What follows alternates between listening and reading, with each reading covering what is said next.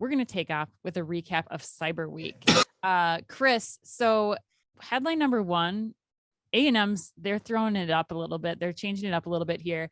They are going to make this their A&M put you on the spot question this week, and it's coming from Chad Lusk. Oh, my favorite Chad. Yes. So first, we're going to give you an overview. So consumers logged online Monday and spent $10.7 billion, marking a 1.4% decrease from levels 1 year ago. That's according to data from Adobe Analytics. So this year's tally marks the first time that Adobe has tracked down a slowdown in spending on major shopping days, but they still expect that the season will still see record-breaking e-commerce activity.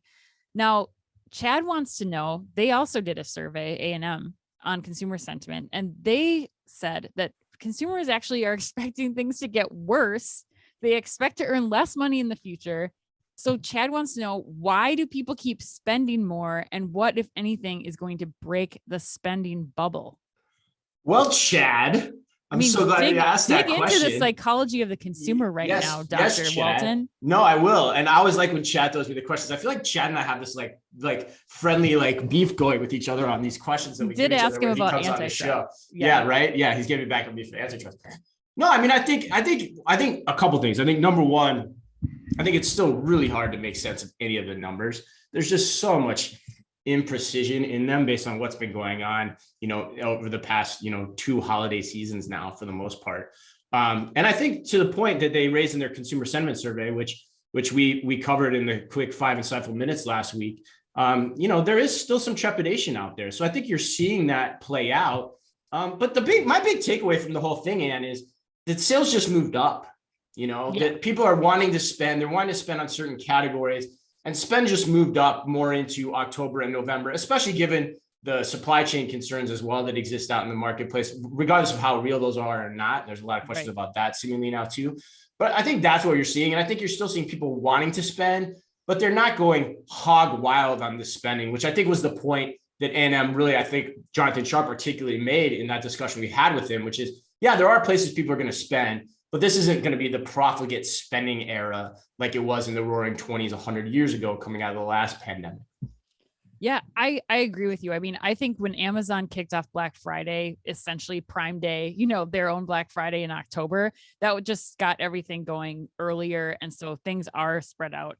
Consumers are also spending, they're doing buy now, pay later. They're spreading payments out. So I think that that's another thing that's come into play here, where we saw, you were telling me this week, I mean, it was like a 400% increase in buy now, pay later over 2019. That's huge. And I think that tells you a lot about the psychology of people right now and how they're thinking about this, spreading payments out.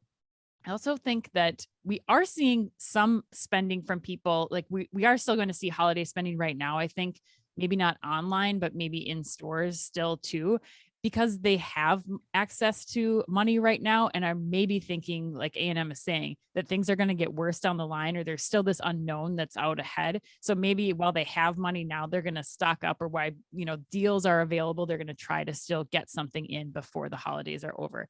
I also think, Chris, I have a feeling we're going to see a lot of returns coming in January, or people who bought so early on and now are going to be like, the deals are better, or I found something else. Like when you give people 3 months to shop versus, a month or 6 weeks, I think that we could end up seeing a lot of retailers facing, products coming back last minute.